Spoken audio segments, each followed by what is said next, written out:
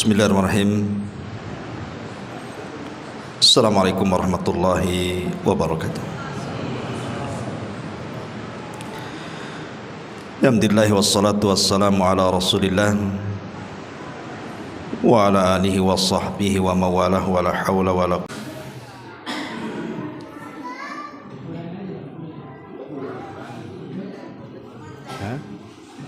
Alhamdulillah.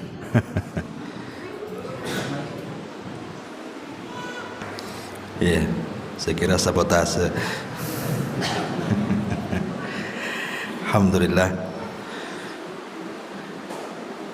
Baik, kita lanjutkan. Kajian kita masih membahas kitab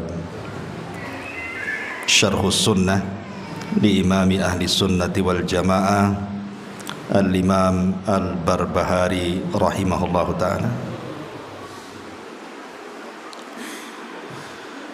Termasuk pada perkataan beliau rahimahullahu ta'ala, wala tafarruda bis salati ala ahadin illa Rasulullah sallallahu alaihi wasallam wa ala alihi faqat. Dan tidaklah seseorang menyendirikan dengan salawat kepada salah seorang dan kepada keluarganya saja.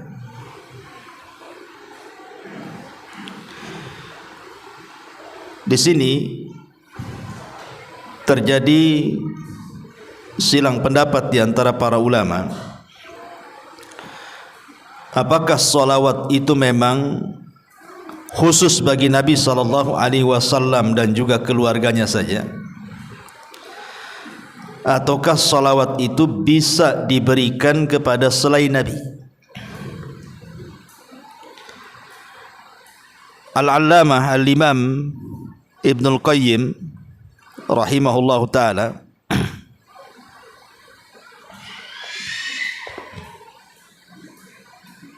tes satu. Jadi Imam Ibnul Qayyim rahimahullahu ta'ala menyebutkan dalam Jala'ul Afham, di mana beliau menukilkan tentang ijma' para ulama,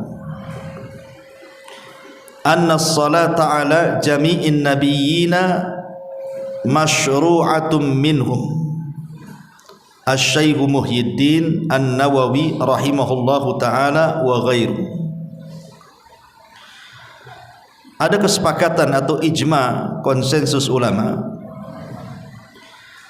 bahwa mengucapkan salawat kepada seluruh para nabi disyariatkan.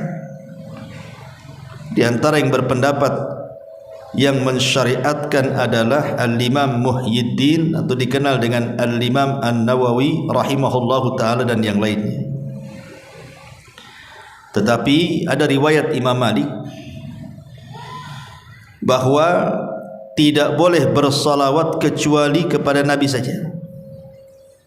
Imam Malik mengatakan tidak boleh bersalawat kecuali kepada Nabi saja. Inilah yang dikatakan oleh Imam Barbahari.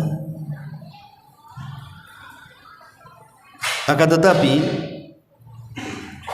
sebagian ulama mengatakan, seperti Syekh bin Baz rahimahullah ta'ala mengatakan, tidak mengapa seseorang itu bersalawat kepada selain Nabi, seperti mengatakan Allahumma salli ala ali fulan, Allahumma salli ala abi fulan. Kata beliau, la ba'sa, tidak mengapa, akan tetapi jangan dijadikan syiar. Sekali-kali boleh, tapi jangan dijadikan syiar atau kebiasaan. Karena salawat yang disyariatkan itu hanya diberikan kepada para nabi saja. Adapun kepada selain para nabi, maka itu bentuknya hanya sekedar pujian saja. Dari sini terjadi silang pendapat. Cuman kalau melihat pendapat Imam Al-Barbahari di sini, seolah-olah beliau mengatakan tidak boleh bersalawat kecuali kepada Nabi saja dan kepada keluarganya. Tapi sedikit kita akan bicara seputar salawat. Di dalam Al-Quran, tepatnya pada surah Al-Ahzab 56,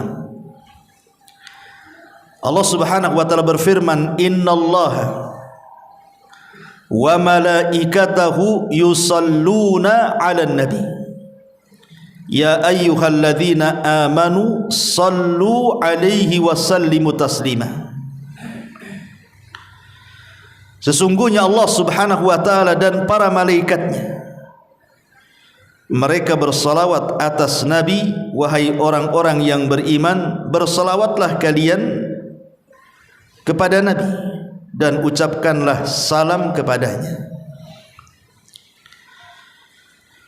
Ketika sebagian para ulama bicara tentang keutamaan Nabi Adam alaihi salatu wassalam, di antara keistimewaan Nabi Adam adalah para malaikat sujud kepada Adam.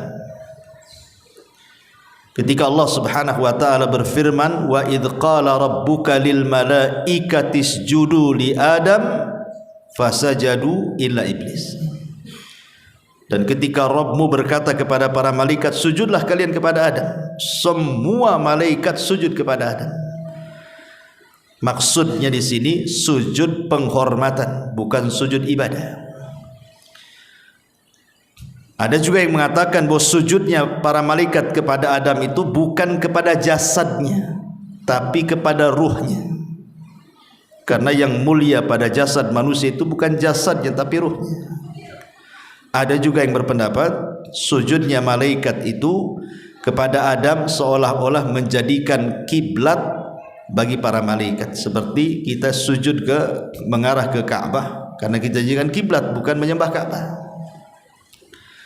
Terlepas daripada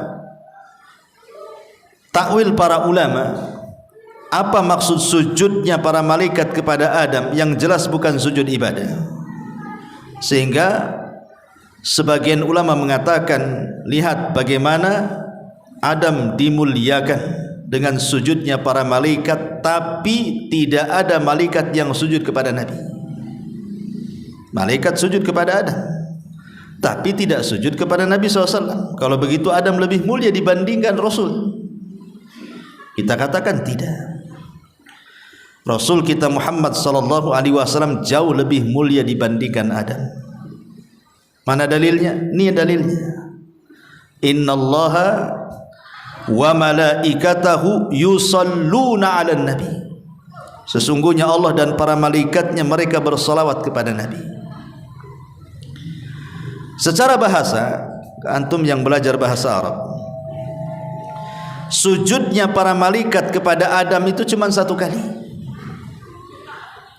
Makanya menggunakan fi'lul madhi. Fi'il madhi, fasajadu. Bukan fayasjudu, tapi fasajadu. Artinya sujudnya sudah lampau dan hanya dilakukan satu kali.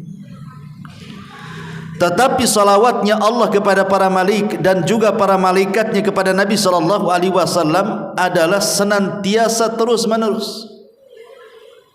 Makanya menggunakan fi'lul mudhari, yusalluna, shalla yusalli, menggunakan fi'il mudhari. Dan fi'il mudhari itu diantara faedahnya adalah al-istimrar, terus menerus. Jadi bukan sekali saja bersalawat, tapi terus menerus bersalawat. Dan salawat lebih afdal, lebih mulia dibandingkan sujud. Ma'asyiral muslimin yang dimuliakan Allah Azza wa Jalla. Lalu apa yang dimaksud salawatnya Allah kepada Rasul dan salawatnya malaikat kepada Rasulullah sallallahu alaihi wasallam? Adapun salawatnya Allah kepada Nabi sallallahu alaihi wasallam, maksudnya pujian Allah kepada Rasul fi mala'il a'la, di atas makhluk-makhluknya yang ada di langit sana, di hadapan para malaikat. Allah memuji Nabi sallallahu alaihi wasallam. Adapun salawatnya para malaikat kepada Nabi sallallahu alaihi wasallam adalah ad-du'a bil barakah. Para malaikat mendoakan Rasul dengan keberkahan dan juga istighfar, memintakan ampun akan dosa-dosanya. Ma'asyiral muslimin yang dimuliakan Allah Azza wa Jalla, kita bahas sedikit tentang faedah salawat. Yang pertama di antara faedah salawat atau keutamaan salawat adalah, kalau antum bersalawat mengucapkan Allahumma salli ala Muhammad, maka kata ulama annaha imtithalun li amrillahi azza wa jalla.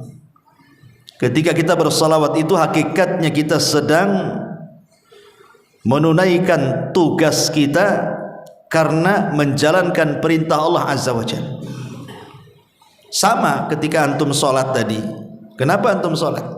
Ya karena menjalankan perintah. Kemudian antum puasa Ramadan. Kenapa antum puasa Ramadan? Ya karena menjalankan perintah. Sama juga dengan sholawat.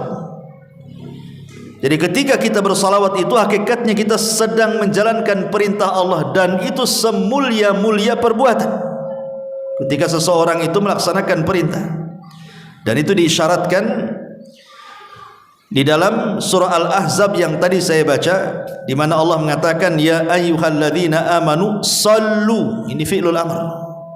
Wahai orang-orang yang beriman, bersolawatlah kalian. Artinya Allah memerintahkan dalam surah Al-Ahzab supaya kita bersolawat kepada Rasul. Jadi ketika kita bersolawat, hakikatnya kita sedang menjalankan perintah. Ini yang pertama. Yang kedua, annaha tarfa'u darajatil musalli fil jannati wa tukaffiru dhunubahu wa sayyi'atahu. Bahwa salawat kepada Nabi sallallahu alaihi wasallam bisa mengangkat derajat di mana? Di surga, dan menghapuskan dosa-dosa dan juga keburukan. Dan ini berdasarkan hadis Anas ibn Malik radhiyallahu anhu. Nabi sallallahu alaihi wasallam bersabda, "Man shalla alayya salatan wahidatan sallallahu alaihi asyra salawatin wa khuttat anhu asyru khati'atin wa rufi'at lahu asyru darajatin." Subhanallah, lihat faedah salawat di sini. Dari Anas bin Malik radhiyallahu anhu, Rasulullah SAW bersabda, barang siapa yang bersolawat kepadaku satu saja solawat, kita katakan Allahumma salli ala Muhammad, maka imbalannya Allah subhanahu wa ta'ala berikan 3 imbalan. Satu ibadah, 3 imbalan. Yang pertama, dengan sebab salawatnya kita kepada Nabi sallallahu alaihi wasallam, Allah bersalawat kepada kita 10 kali. Dan salawatnya Allah, saya katakan tadi, adalah pujian Allah kepada kita di hadapan makhluknya yang ada di langit sana.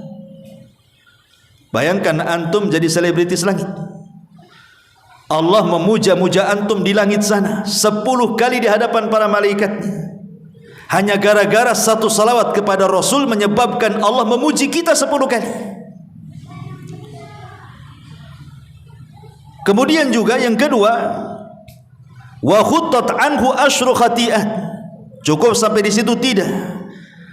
Dan akan dihapuskan darinya 10 kesalahan. Cukup? Rasul katakan wa rufi'at lahu asyru darajat, dan akan diangkat 10 tingkatan. Nah, luar biasa. Ya, salawat 1 kali saja sudah sedemikian rupa pahalanya. Antum kalau saya puji saja udah senang, atau antum dipuji orang besar senang. Gimana kalau yang memuji kita ini Allah subhanahu wa ta'ala? Tentu kita banggalah harusnya. Jadi kalau antum ingin dipuji-puji oleh Allah di hadapan makhluknya di sana, perbanyak salawat. Itu maksudnya. Ini yang kedua. Yang ketiga, annaha sababun likifayati humumil abdi wa in azumat.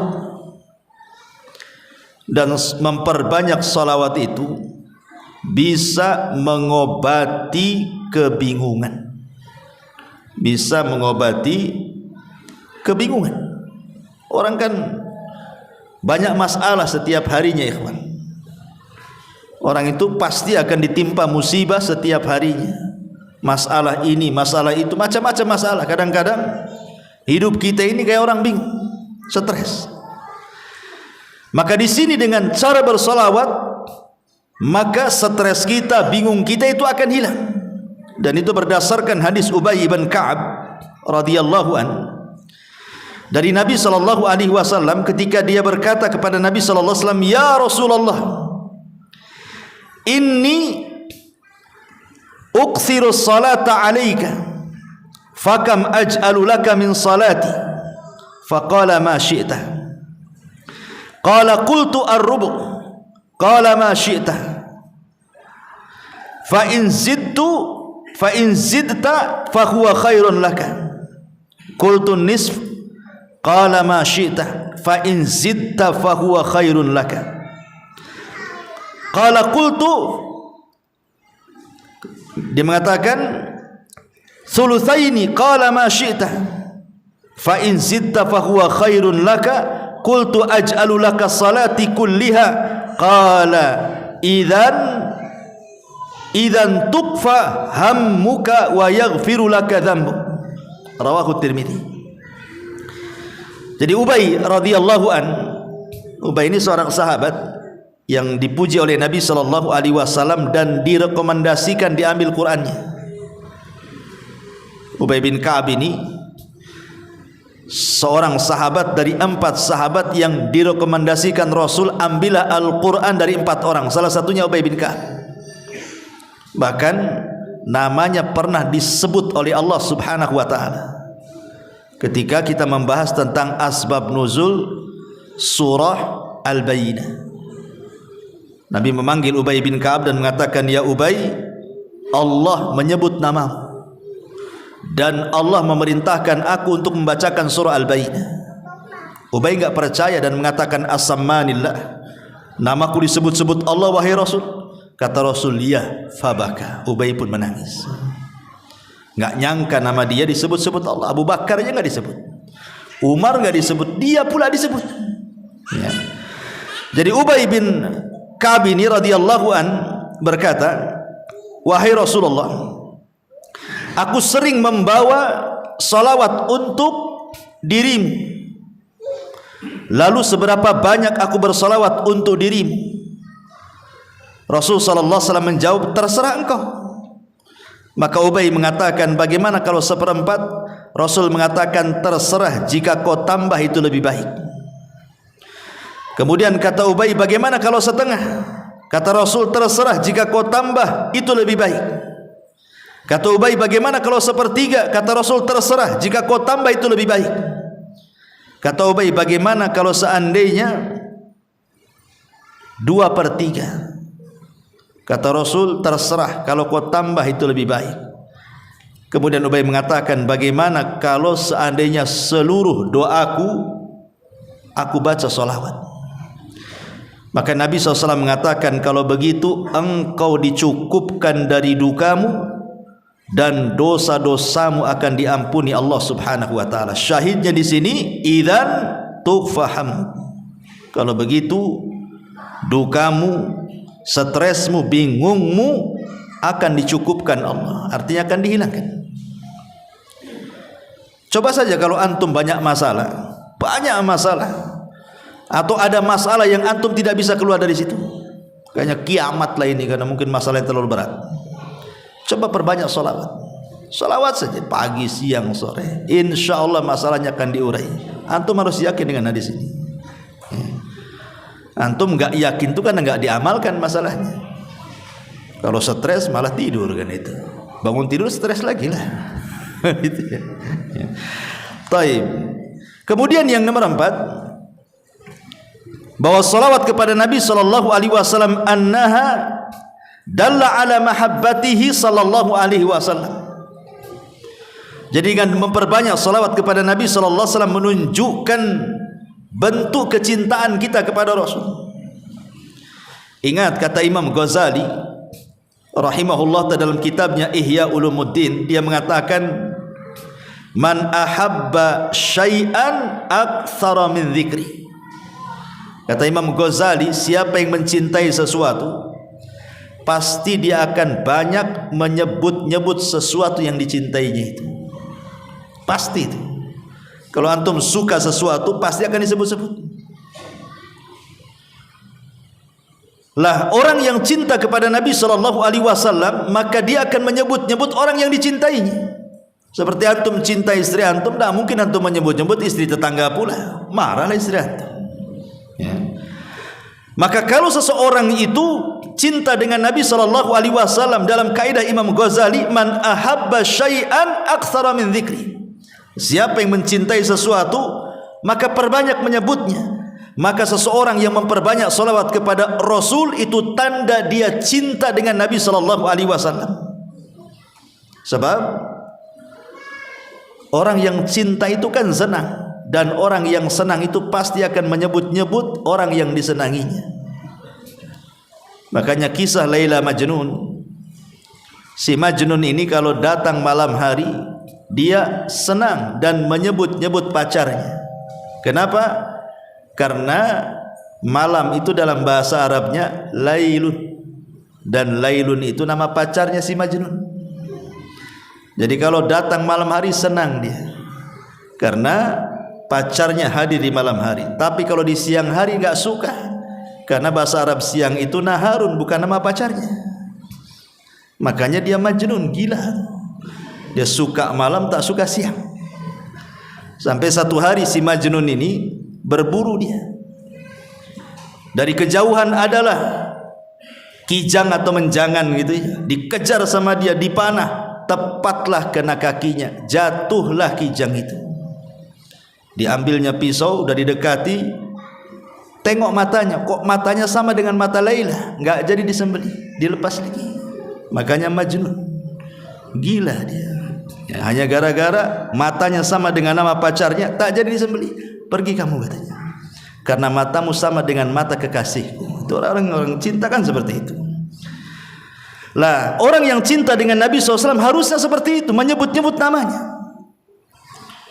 Karena Nabi SAW sendiri mengatakan bahwa seseorang itu tidak dikatakan beriman. La yu'minu ahadukum, kata Rasul, hatta akuna ahabba ilaihi min walidihi wa walidihi wan nasi ajmain.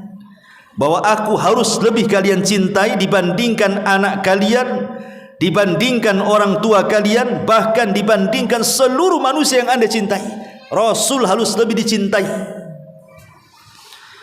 Kalau antum lebih banyak menyebut nama istri, harusnya nama Rasul lebih banyak disebut, gitu maksudnya. Karena Rasul harus lebih dicintai dibandingkan pasangan kita.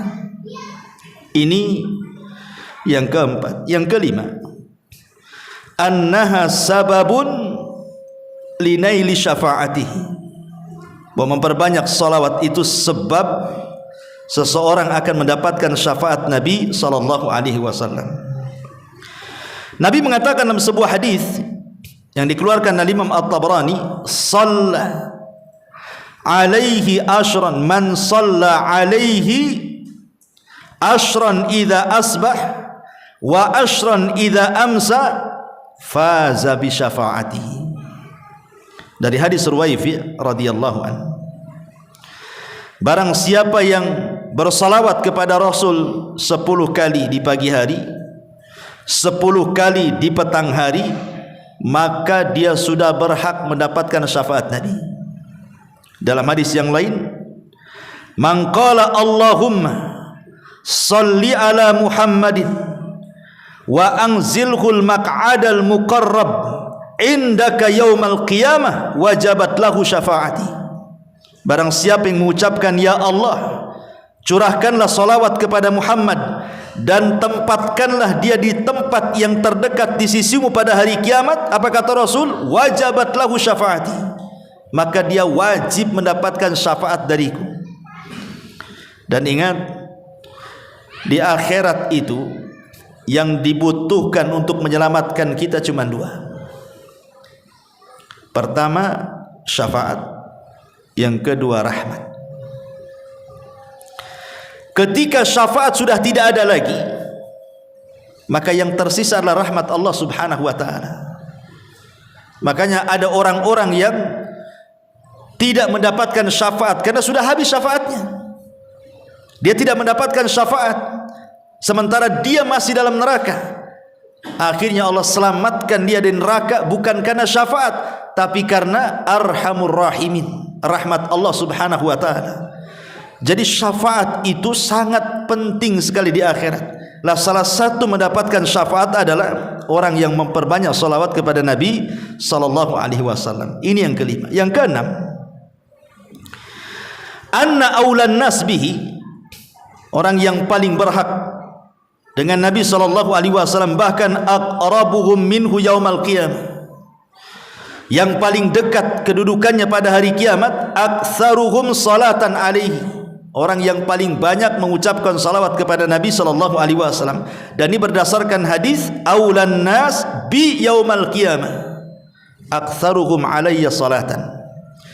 Manusia yang paling berhak dan dekat denganku pada hari kiamat adalah orang-orang yang memperbanyak salawat di dunia. Ikhwatu fiddin, muliakan Allah azza wajalla.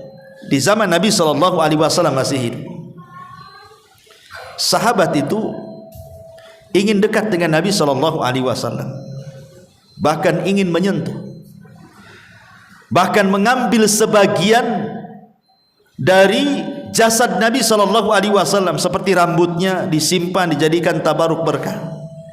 Kadang-kadang Rasul meludah, ditangkap ludahnya, dioles-oles ke badannya. Apabila Rasul berwudu, bekas wudunya itu sampai perang untuk diambil sisa-sisanya. Bahkan ada seorang sahabat ketika Nabi SAW sedang sakit, kemudian dia minta qisas dan minta dibuka pakaian Rasul, dia pun membukanya, kemudian tidak jadi qisas, hanya ingin menempelkan kulit dia dengan kulit Nabi saja, karena keinginan kedekatan para sahabat dengan Nabi, gitu maksudnya. Lah, kita ini tidak hidup di zaman Nabi, tapi apakah mustahil kita ini bisa dekat dengan Nabi? Tidak. Bahkan ini sesuatu yang mungkin. Kapan itu? Ya kelak pada hari kiamat. Kapan lagi? Di dunia enggak mungkin kita ketemu dengan Nabi. Satu-satunya tempat berjumpa kita dengan Nabi adalah kelak pada hari kiamat. Lah, supaya kita lebih dekat dengan Nabi sallallahu alaihi wasallam, dalam hadis ini aulan nas bi yaumal qiyamah aktsaruhum salatan. Orang yang paling dekat dengan Nabi adalah orang yang paling banyak salawatnya kepada Nabi sallallahu alaihi wasallam. Ini yang nomor 5. Nomor 6, inna salatal abdi wa salamahu tu'radu ala nabihi fi qabri.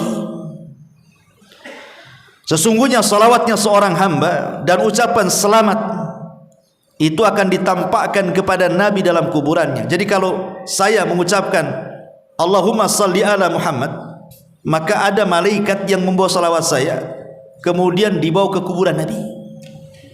Kemudian malaikat ini menyampaikan, ya Rasulullah, Abu Humairah bersalawat kepadamu. Maka Nabi SAW akan membalas 10 kali lipat salawat saya. Dan sekali lagi saya katakan, salawat itu artinya ad-du'a bil barakah, mendoakan keberkahan.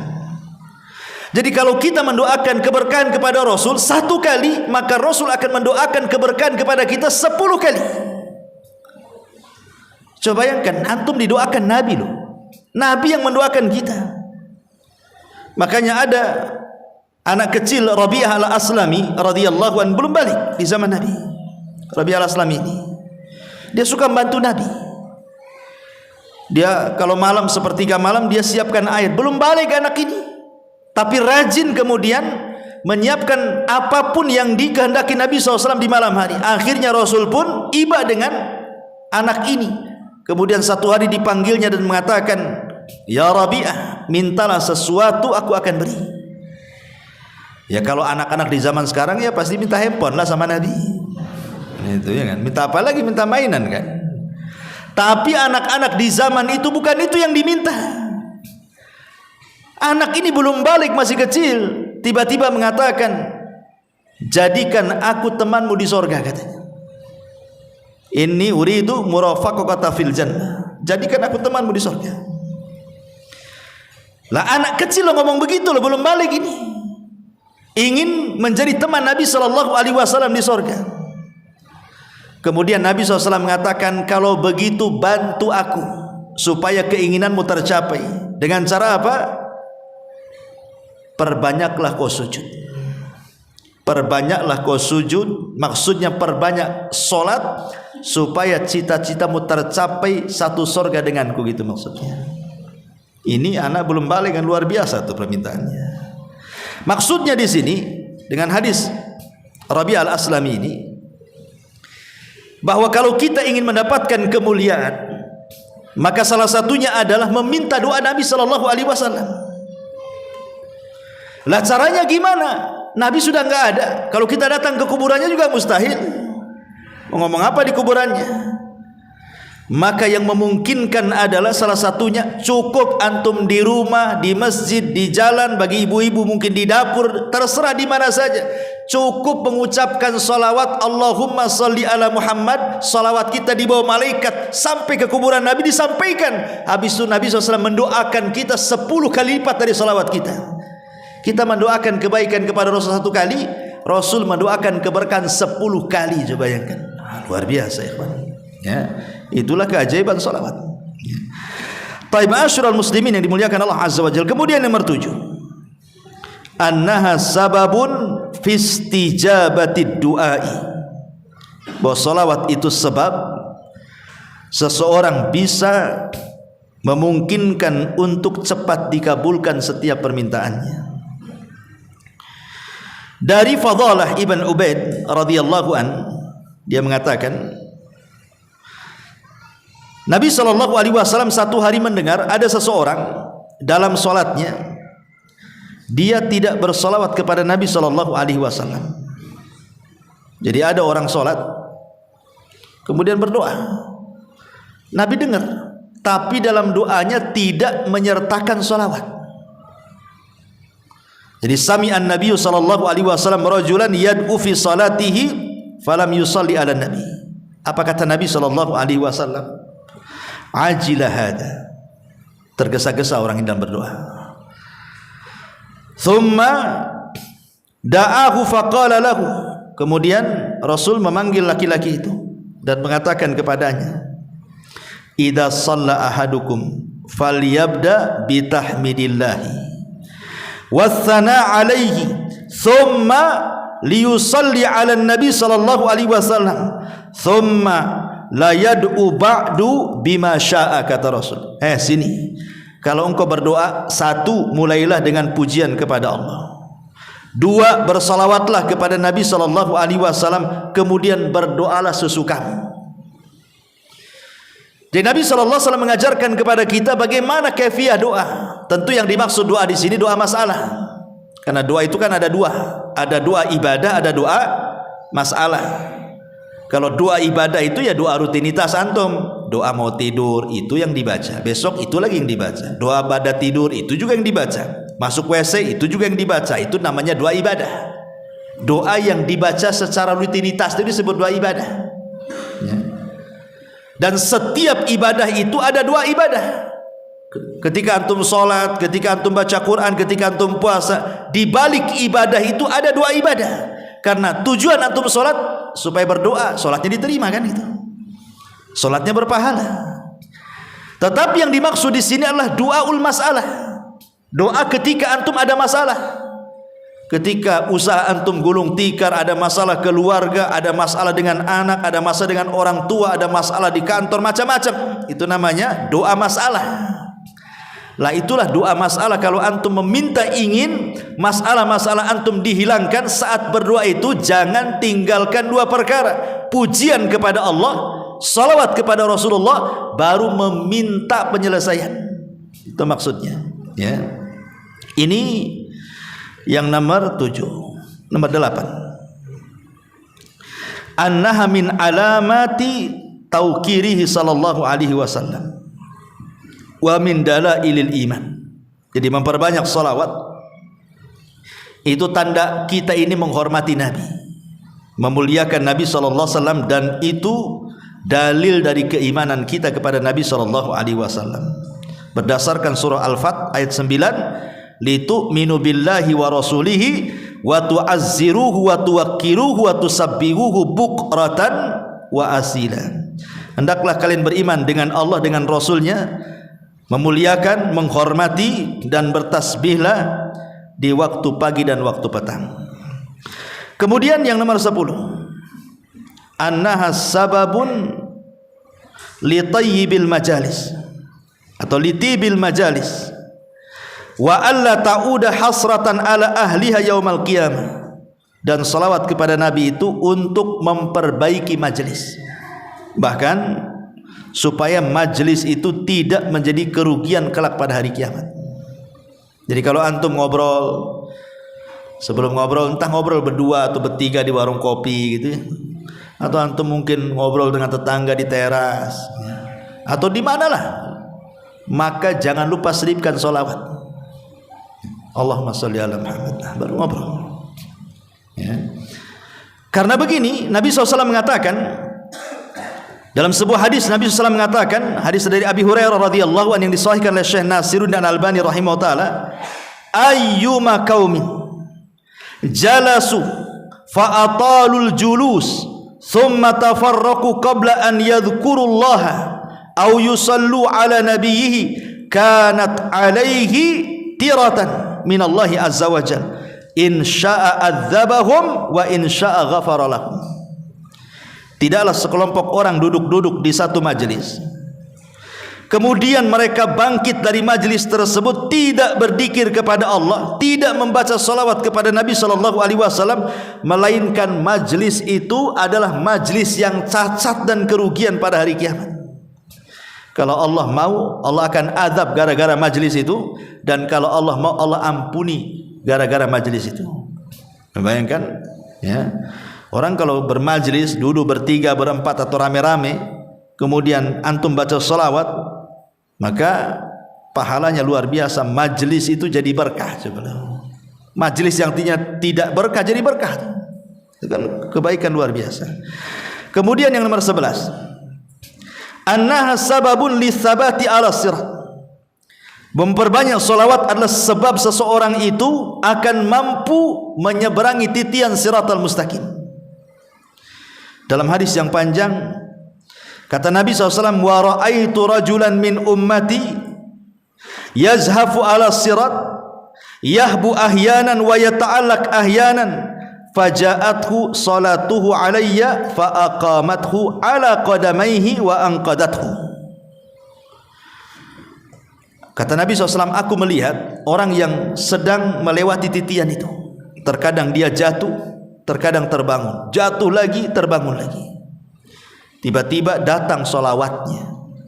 Ketika di dunia banyak bersolawat, nanti solawat itu akan datang pada hari kiamat dan akan berdirikan kita ketika jatuh. Dia yang akan memapah kita dan akan menyelamatkan kita dari titian siratal mustaqim. Fa'anqadathu, solawat itu akan menyelamatkan kita dan akan melalukan kita dari titian siratal mustaqim. Subhanallah, luar biasa. Ingat, 3 tempat orang itu tidak akan bicara pada hari kiamat. Kenapa? Karena orang itu sibuk masing-masing, tidak mungkin ingat orang lain. Kata Aisyah radhiyallahu anha, ketika Nabi SAW berada di pangkuan pahanya kemudian tertidur, Aisyah menatap wajah Nabi. Ketika ditatapnya, tiba-tiba Aisyah menangis. Tetesan air matanya menetes persis di pipi Nabi. Sontak Nabi bangun, duduk, ditatapnya Aisyah. Kemudian mengatakan, ya Aisyah, lima tabki wa lima dum. Kenapa kau menangis dan apa itu air mata yang kau lelehkan dari pipimu? Maka Aisyah radhiyallahu anha mengatakan, ya Rasulullah, tadzakartu yaumal qiyamah. Rasul, ketika aku melihat wajahmu, aku teringat hari kiamat. Hal tadhkuru bi ahlika yaumal qiyamah. Masih ingatkah engkau wahai Rasul kelak pada hari kiamat dengan istrimu, dengan keluargamu? Ataukah sudah lupa dengan kami semuanya? Maka Nabi SAW mengatakan, amma fi thalathati mawatin fala yadhkuru ahadun ahada.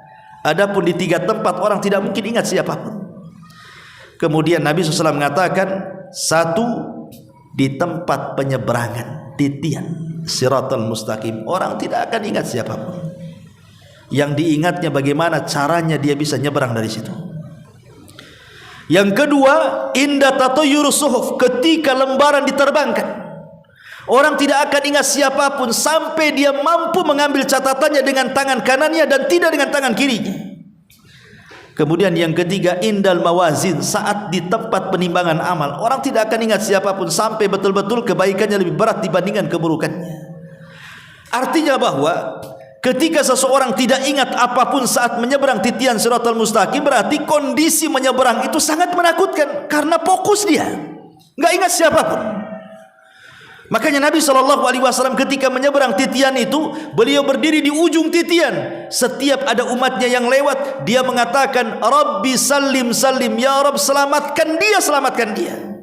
Karena hari itu tidak ada yang bicara kecuali Nabi. Nah, salah satu yang bisa menetapkan perjalanan kita di titian itu adalah dengan memperbanyak salawat kepada Nabi SAW. Kemudian yang nomor 12, annallaha yukhrijul musalli ala nabihi minadh dhulumati ilan nur, bahwa dengan memperbanyak salawat kepada Nabi sama dengan Anda dikeluarkan dari kegelapan menuju cahaya. Dan itu berdasarkan firman Allah Azza wa Jalla, huwallazi yusalli alaikum wa malaikatahu liyukhrijakum minadh dhulumati ilan nur. Dialah yang bersalawat kepada kalian dan para malaikatnya untuk mengeluarkan kalian dari kegelapan menuju cahaya. Maksudnya dari kesesatan kepada petunjuk, ya, dari tidak tahu menau, kejahilan kepada ilmu. Jadi memperbanyak salawat itu mencerdaskan, ya.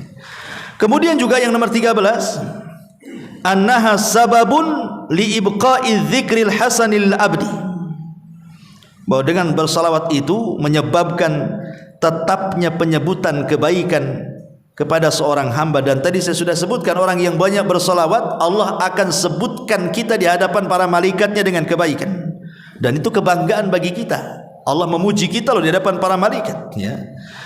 Kemudian yang nomor 14, annaha sababun lidawami mahabbatihi wa ziyadatiha, bahwa salawat itu untuk mendawamkan kecintaan kita kepada Rasul dan juga menambah kecintaan kita kepada Nabi SAW, termasuk juga sebab seseorang itu tidak dianggap bakhil.